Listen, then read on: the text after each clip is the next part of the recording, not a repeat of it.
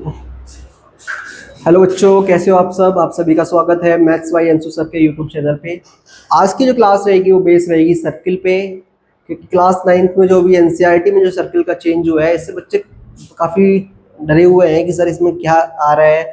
और class 9th ICSE में भी सेम ही कॉन्सेप्ट है। तो हम क्या कर रहे हैं, दोनों के लिए कंबाइंड वीडियो बना रहे हैं। इसमें आईसीएसई और सीबीएसई क्लास 9 दोनों कवर अप हो जाएंगे। ठीक है, तो पहले पढ़ते हैं। आई होप आप सभी अच्छे होंगे, सब कुछ पढ़ाई अच्छे से चल रही होगी। आपको पता है हाफ ईयरली के एग्जाम आने वाले हैं, तो डर भी होगा थोड़ा बहुत। तो डरना नहीं है, प्रैक्टिस करते रहो। जो कंटेंट आपको प्रोवाइड किया गया है उसी पे वर्क करो, चीज़ें बहुत इजीली हो जाएंगी। ठीक है ना, इतना पैनिक क्रिएट नहीं करना है खुद को। और जिस चीज़ में आपको लग रहा है कि सर मुझे वो चीज़ नहीं आ रही है, तो कोशिश करो कि मेरे से डिस्कस करो। ठीक है, और जो बच्चे ऑफलाइन ऑनलाइन कनेक्टेड है वो मेरे को मैसेज करें, मैं उनका डाउट्स वहाँ भेज सकता हूँ। तो चैप्टर का नाम बेटा क्या है हमारे पास? सर्किल। बहुत अच्छा चैप्टर है बेटा। तो सर्किल को समझने के लिए पहले हम सर्किल के सारे पार्ट्स पढ़ते हैं। क्या? सर्किल के सारे पार्ट्स। सर्किल है क्या?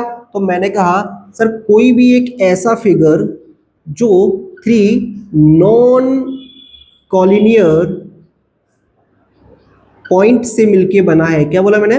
सर कोई भी एक ऐसा फिगर जो 3 नॉन कॉलिनियर पॉइंट से मिलके बन रहा है, से मिलके बनता है, उसको हम क्या कहते हैं? सर्किल कहते हैं। क्या बोलते हैं हम? सर्किल। मैंने कहा 1 पॉइंट, सर 2 पॉइंट और ये 3 पॉइंट, तो इनके द्वारा जो फिगर क्रिएट हो रहा है उसी को हम क्या कहते हैं? उसी को हम सर्किल कहते हैं। क्या बोल रहे हैं? सर्किल।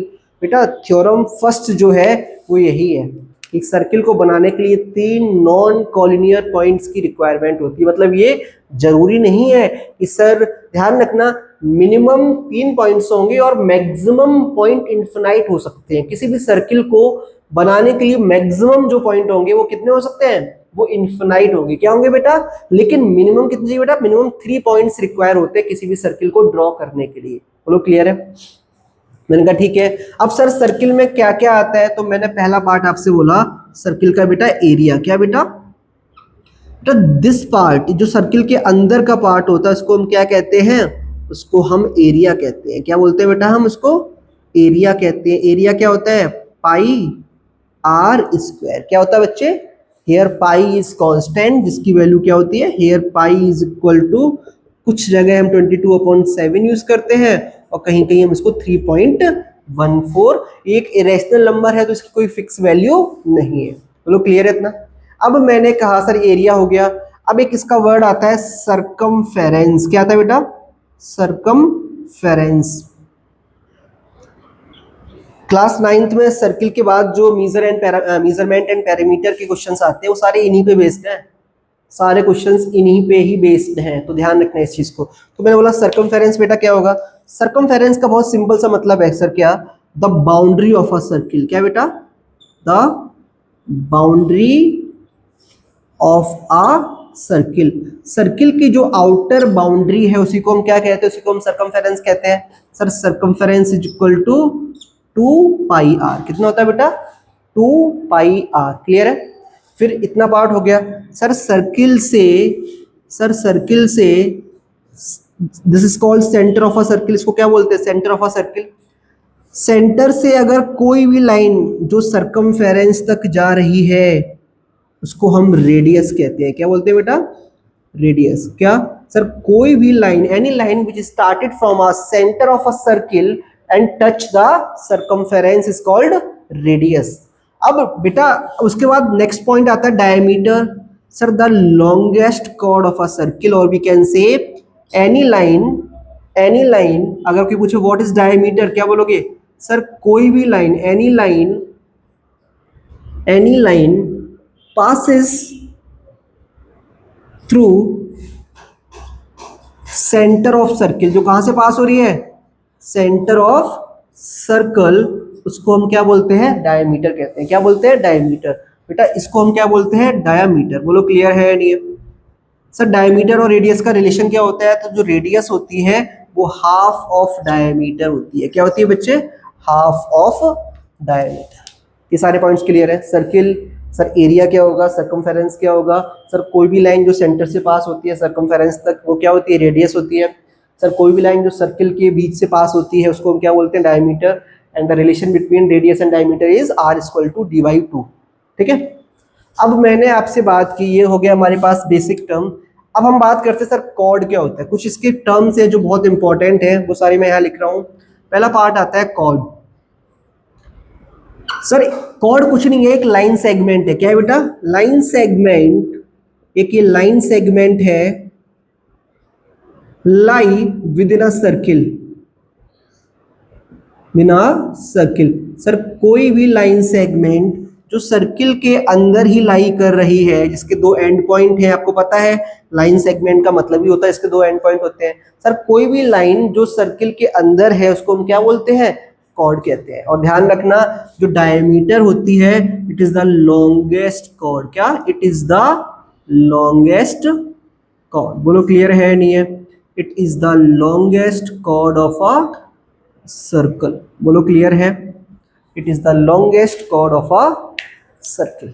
क्लियर है? ये क्या है बेटा? It is the longest chord of a circle. मैंने कहा इतने सारे टर्म्स क्लियर है आपको, कॉर्ड वगैरह सब कुछ। अब हम थोड़ा और देखते हैं।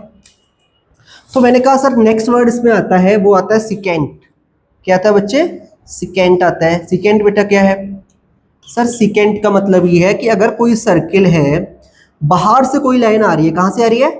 बाहर से कोई लाइन आ रही है और सर्किल को दो जगह टच करके बाहर ही निकल जा रही है, उसी को हम क्या बोलते हैं? उसको हम सिकेंट कहते हैं। क्या बोलते हैं बेटा? हम सिकेंट कहते हैं। क्या बोलते हैं? Any line which passes through a circle and go outside. मतलब सर्किल के बाहर से आ रही है, सर्किल को टच किया और बाहर ही चली जाए, उसको क्या बोलते हैं? सिकेंट कहते हैं। बोलो क्लियर है या नहीं है? लास्ट टर्म हमारे पास आता है बेटा टेंजेंट। क्या आता है बेटा? टेंजेंट। टेंजेंट से आपको थोड़ा ट्रिग्नोमेट्री का टेन समझ में आता होगा। सर कभी भी कोई लाइन जो सर्किल के एक्सटर्नल पॉइंट से टच करके निकल जाए, क्या बोला मैंने? सर्किल को एक्सटर्नल पॉइंट से टच करते हुए निकल जाए, उसको हम क्या बोलते हैं? उसको हम टेंजेंट कहते हैं। क्या बोलते हैं?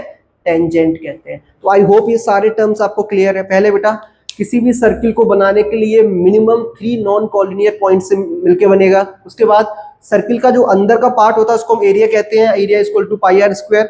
सर पाई की वैल्यू 22/7 भी होती है और 3.14 भी होती है। सर्कमफेरेंस होता है the boundary of a circle, that is called, जो बाउंड्री ऑफ सर्किल होती है उसको हम सर्कमफेरेंस कहते हैं, that is called 2 pi r. Second, any line which passes through a circle, और सर्किल को दो जगह टच करती है उसको हम सिकेंट कहते हैं। सर कॉर्ड क्या है? A line segment that lie within a circle is called chord and diameter is the longest chord of a circle. What is tangent? Sir tangent एक ऐसी लाइन जो सर्किल को एक point पे cut करके बाहर जा रही है, इसको हम क्या बोलते हैं? इसको हम टेंजेंट कहते हैं। बताओ यहां तक कोई डाउट है तो? सारा क्लियर है? चलो अब हम बात करते हैं सर सर्किल में और क्या क्या टर्म्स होते हैं। इन सबको नोट कर लिया सभी ने? अब हम बात करते हैं सर्किल में सर और क्या क्या टर्म्स हैं, वो सारे सुन लेते हैं एक बार। सर हमने सर्किल को पढ़ लिया। अब बात करते हैं circumference, sorry semi circle, quadrant, इन सब की बात करते हैं। तो मैंने कहा ये यूज, अब मैंने फर्स्ट पॉइंट जो हमारा बना वो ये बना, सर अगर हम सेक्टर की बात करें, किसकी बात करें बेटा? सेक्टर एक टर्म होता है, ठीक है। एक टर्म होता है लेंथ ऑफ आर्क। क्या होता है बच्चे? Length of arc. तो पहले समझते हैं ये आर्क है क्या। Sir the small portion of circumference. क्या बोला मैंने? The smallest portion of circumference is called arc. Suppose करो अगर मैं इस लेंथ की बात करूं तो ये हमारे पास क्या हो जाएगी? आर्क की लेंथ हो जाएगी बेटा। क्या हो जाएगी? आर्क की क्या हो जाएगी? हमारे पास लेंथ हो जाएगी। बोलो हाँ या ना? क्या हो जाएगी बेटा? आर्क की लेंथ। आपको पता है ये सेंटर होता है, क्या होता है, और सेंटर से अगर मैं किसी भी डिस्टेंस को ड्रॉन करूं वो क्या पड़ता है? रेडियस होती है। क्या होती है बेटा? वो रेडियस। तो ये रेडियस, तो ये भी रेडियस। बोलो क्लियर है नहीं? तो और जो बेटा ये एंगल फॉर्म हो रहा है इसको बोलते हैं थीटा। क्या बोलते हैं बेटा? एंगल क्या हो रहा है? थीटा फॉर्म हो रहा है। तो बेटा कभी भी अगर लेंथ ऑफ आर्क का फॉर्मूला आपके पास आता है तो इसका बहुत सिंपल सा फॉर्मूला है, theta upon 360 into 2 pi r. क्या बेटा? Into 2 pi r. ठीक है? क्लियर है नहीं है? अब अगर मैं बात करूं सेक्टर क्या है, तो बेटा ट्राइंगल मतलब रेडियस और आर्क के द्वारा जो एरिया फॉर्म हो रहा है इसको हम बोलते हैं सेक्टर। क्या बोलते हैं बेटा? हम सेक्टर क्या बोलते हैं। तो अगर कभी आपसे क्वेश्चन पूछता है what is area of sector, आप क्या बोलोगे sir, theta upon 360 into pi r square. बेटा दोनों फॉर्मूले डिफरेंस है, ध्यान रखना। इसके लिए ये यूज करते हैं हम कब, जब हमें एरिया ऑफ सेक्टर पूछा जाएगा, और ये कब यूज करना है, लेंथ ऑफ आर्क पूछा जाएगा। हाँ है ना। अब अगर क्वेश्चन आपसे ये आता है पैरामीटर,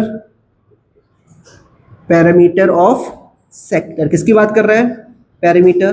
तो मैंने बताया है हमेशा आपको, पैरामीटर होता क्या है, बाउंड्री ऑफ अ सर्किल। क्या होता है, बाउंड्री ऑफ अ फिगर। तो सर इस सेक्टर की बाउंड्री क्या है, ये और ये।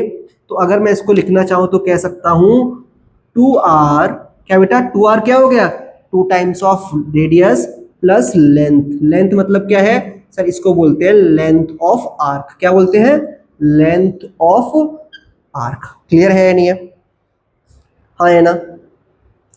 यहां तक किसी को कोई डाउट, तो हमने 3 फॉर्मूले कर लिए, area of sector theta upon 360 into pi r square, length of arc theta upon 360 into 2 pi r, और parameter of sector equal to 2r plus pi L. ठीक है, 2r प्लस एल। अब एल बेटा क्या है, ये है एल, क्या है, लेंथ ऑफ आर्क, जो हमने बताया theta upon 360 into 2 pi r. Clear है या नहीं है।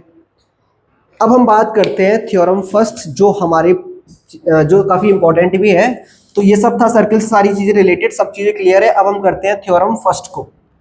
आज हम थ्योरम टू, 2 थ्योरम डिस्कस करेंगे। तो थ्योरम फर्स्ट बेटा क्या कह रही है, अगर हम थ्योरम फर्स्ट को डिफाइन करें बेटा, थ्योरम फर्स्ट है, थ्योरम फर्स्ट तो मैंने जो ये बता दिया आपको यही वाली है। हम थ्योरम सेकंड से स्टार्ट करेंगे, बिकॉज थ्योरम फर्स्ट इतना टिपिकल है नहीं। किसी भी सर्किल को बनाने के लिए 3 नॉन कॉलिनियर पॉइंट्स होते हैं, दिस इज थ्योरम फर्स्ट। अब करेंगे थ्योरम सेकंड, वो क्या कहती है सर, थ्योरम टू स्टेट ये कहती है किसी भी ट्रायंगल में अगर 2 कॉर्ड आपस में इक्वल है, क्या बोला मैंने, if in a triangle 2 chords are equal, then angles subtended by these chords at a center are also equal। मतलब ये, अगर कोई सर्किल है, उस सर्किल में अगर 2 कॉर्ड आपस में इक्वल हैं, तो उन कॉर्ड के द्वारा जो सेंटर पे एंगल बनेगा वो भी इक्वल होगा। वो क्या होगा, वो भी इक्वल होगा। अब इसको प्रूफ करने के लिए हम थोड़ा सा आपको थोड़ा कॉन्ग्रुएंसी के बारे में बताते हैं। कॉन्ग्रुएंसी क्या होती है बेटा, कॉन्ग्रुएंसी आई होप अभी इस बार एनसीईआरटी में बाद में दे रखी है, लेकिन आपको थोड़ा पता होगा तभी क्वेश्चन कर पाओगे। कॉन्ग्रुएंसी का बहुत सिंपल फंडा है कि सर एक फिगर दूसरे की तरह शेप में, साइज में और एरिया में अगर इक्वल है, then we can say these triangles are, these figures are congruent. क्या बोलेंगे, दीज फिगर्स आर कॉन्ग्रुएंट।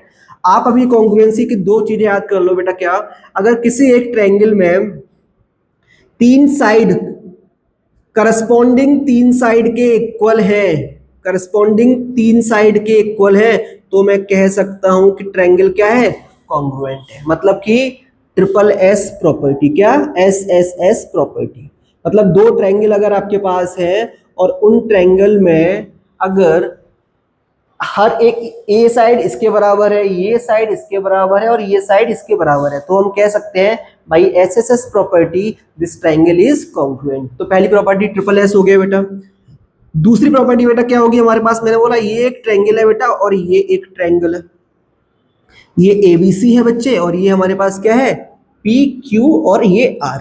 मैंने कहा ये साइड बेटा इसके बराबर है और ये वाला एंगल इसके बराबर है और ये साइड इसके बराबर है। मतलब ये, अगर किसी भी ट्रायंगल में 2 साइड और उनके बीच का करस्पॉन्डिंग एंगल अगर दूसरे ट्रायंगल के इक्वल है, तो हम उसमें एस ए एस प्रॉपर्टी से उसको हम सॉल्व कर देंगे। क्या बेटा, एस ए एस प्रॉपर्टी। बोलो क्लियर है या नहीं है। अभी हम 2 प्रॉपर्टी से काफी थ्योरम्स कर लेंगे, तो अभी हम बस 2 ही प्रॉपर्टी का, और थर्ड अगर आपको और करनी है तो आप आरएचएस कर लो बेटा। क्या, आरएचएस प्रॉपर्टी क्या है, अगर कभी भी आपको राइट एंगल दिख जाए, क्या दिखे बेटा, राइट एंगल दिख जाता है, तो राइट एंगल बेटा हमेशा ये वाला होता है, तो इसके सामने जो साइड होती है उसको हम बोलते हैं हाइपोटेनियस। क्या बोलते हैं, हाइपोटेनियस। और इनमें से कोई भी एक साइड क्या हो जाएगी, कॉमन साइड हो जाएगी, तो उसमें क्या लगा देंगे हम, आरएचएस।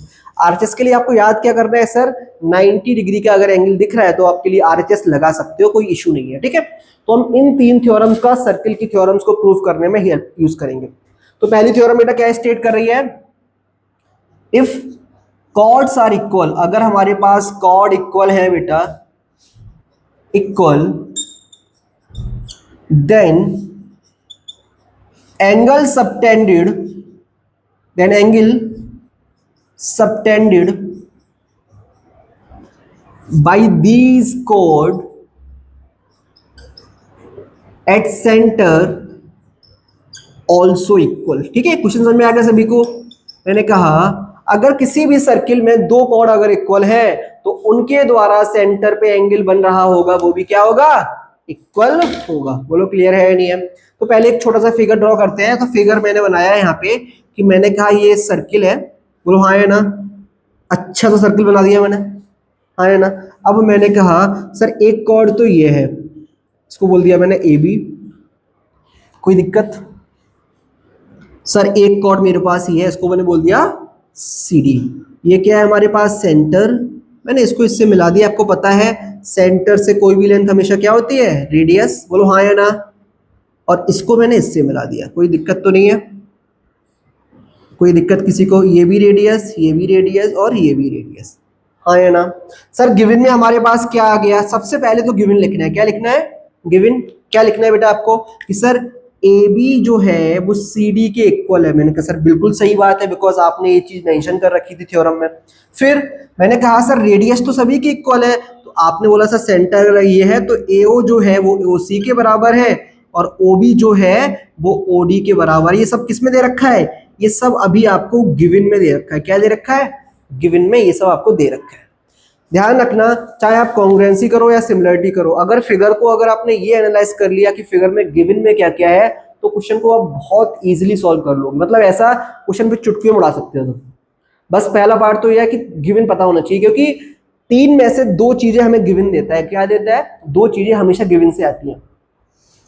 अब ये हो गया। अब जो प्रूफ करना था मैंने वो लिखा। सर प्रूफ क्या करना था, प्रूफ आपको ये करना है सर जो ये वाला एंगल होगा सेंटर पे, ये एंगल तो बन रहा है।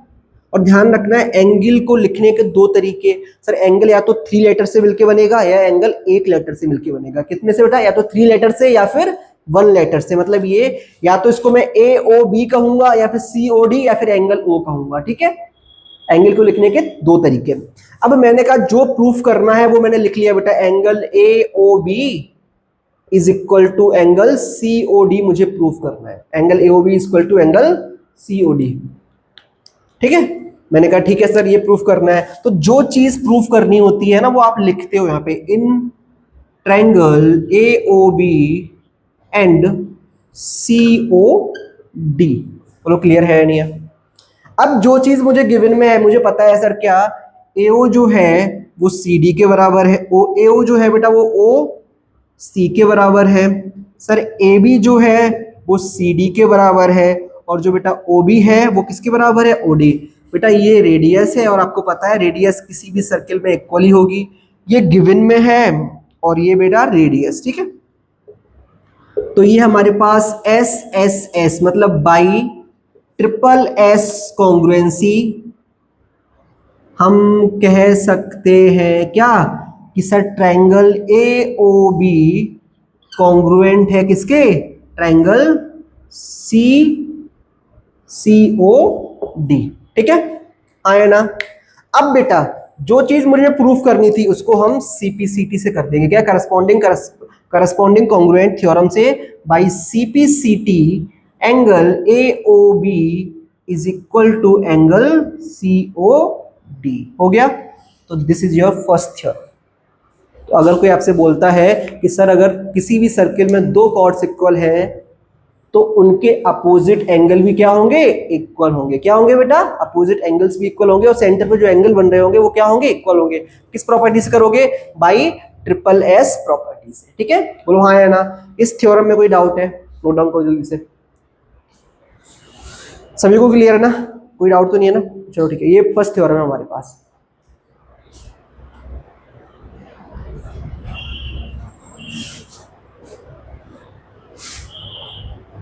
हो गया। बट ध्यान रखना एक चीज में कि ये थ्योरम बहुत इजी है। जनरली क्वेश्चंस में ये नहीं पूछी जाएगी, वो आपको जब क्वेश्चंस कराएंगे तो उसमें इनकी हेल्प लग जाएगी बहुत ज्यादा। ठीक है, तो ये थ्योरम 2 थी। थ्योरम फर्स्ट सिर्फ इतनी है कि सर किसी भी सर्किल को ड्रॉ करने के लिए 3 नॉन कॉलिनियर पॉइंट्स की रिक्वायरमेंट होती है। ओके, अब आते हैं थ्योरम 2 पे। तो मैंने कहा थ्योरम 2 उसको एक बार देख लेते हैं। थ्योरम 2 को प्रूफ करने के लिए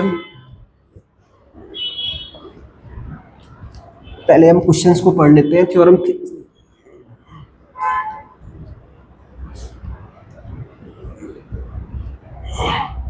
देखो बेटा, अब आते हैं थ्योरम 3 पे।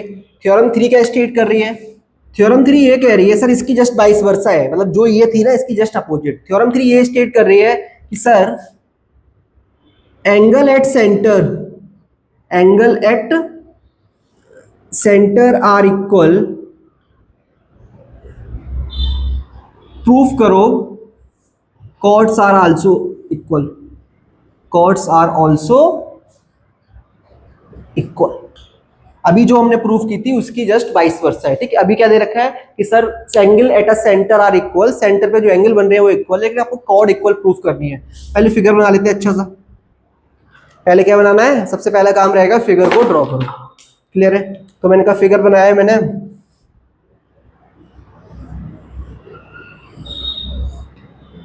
सर सेंटर हमारे पास ये है, एक मैंने कहा सर ये और ये, सर ये ए बी और ये सी डी और ये ओ, ठीक है। तो गिवन में बेटा दे रखा है क्या, लिखो पहले। गिवन में ये दे रखा है एंगल ए ओ बी जो है वो एंगल सी ओ डी के इक्वल है। ओके, क्या है? A O B C O D के इक्वल है। और सर आपको पता है O A is equal to O D, because ये क्या है? रेडियस है, और रेडियस तो इक्वल ही होगी एक सर्किल में। और बेटा O B is equal to O C, ये हमें गिवन में इक्वल रेडियस, क्या है बेटा? रेडियस इक्वल, ये सब हमें गिवन में दे रखा है। प्रूफ क्या करना है? आप देखो प्रूफ क्या करना है, तो मैंने बोला प्रूफ करना है बेटा आपको ए बी और सी डी। क्या करना है बेटा? ए बी और सी डी। अब आप ये देखो ए बी और सी डी किस ट्रायंगल में आ गए। मैंने बोला ना आधा पार्ट तो गिवन सॉल्व कर देता है, लेकिन अब ये देखो कि ए बी और सी डी किस ट्रायंगल में आ रहे हैं। तो आपने कहा सर ए बी तो आ रहा है एओबी में और सी डी आ रहा है सीओडी में। तो मैंने कहा ठीक है इन ट्रायंगल्स को ले लो। तो आपने बोला इन triangles AOB and triangle COD. मैंने कहा ठीक है। अभी मैंने आपको ट्रायंगल्स कॉन्ग्रुएंसी की 3 प्रॉपर्टी बताई थी सर, क्या? एक ट्रिपल एस, एसएएस और आरएचएस। आप मुझे बताओ यहाँ पे गिवन में एक एंगल इक्वल दे रखा है, क्या दे रखा है? एक एंगल इक्वल दे रखा है, तो एसएसएस तो लगेगी नहीं। आरएचएस में बेटा मैंने कहा था कि एंगल 90 का होना चाहिए, तो 90 का तो है नहीं इसमें, तो इसमें क्या लगेगी? SAS property. तो देखो बेटा अगर ये साइड इसके बराबर है तो मैंने कहा सर बिल्कुल सही बात है, O A is equal to O D. उसके बाद करस्पॉन्डिंग एंगल दोनों के बीच में इक्वल दे रखा है, angle A O B is equal to angle C O D. मैंने कहा बिल्कुल सही है सर। अब देखो ये साइड ये एंगल, अब बेटा ये साइड जो होगी वो इसके इक्वल हो जाएगी, और O B is equal to O C. तो एस ए एस से क्या हो गया? प्रूफ हो गया। क्या हो गया? एस ए एस से प्रूफ हो गया। तो हम कह सकते हैं by S A S property, by S A S property, किससे बेटा? By S A S property, triangle A O B congruent to triangle C O D. Okay, congruence हो गया। तो जब एक दो ट्राइंगल आपस में कॉन्ग्रुएंस हो जाते हैं तो आपस में उनका जो बाकी का पार्ट क्या हो जाता है? वो भी इक्वल हो जाता है। तो मैं कह सकता हूं by CPCT A B is equal to C D. बोलो क्लियर है या नहीं है? तो ये 2 थ्योरम हमारी कंप्लीट हो गए, हाँ है ना। अब इन 2 थ्योरम के बेसिस पे हमारे कुछ क्वेश्चंस हैं, तो वो आप कल करके दिखाओगे। आज के लिए thank you so much. Next आप बाकी की जो थ्योरम्स होंगी वो नेक्स्ट क्लास में करेंगे।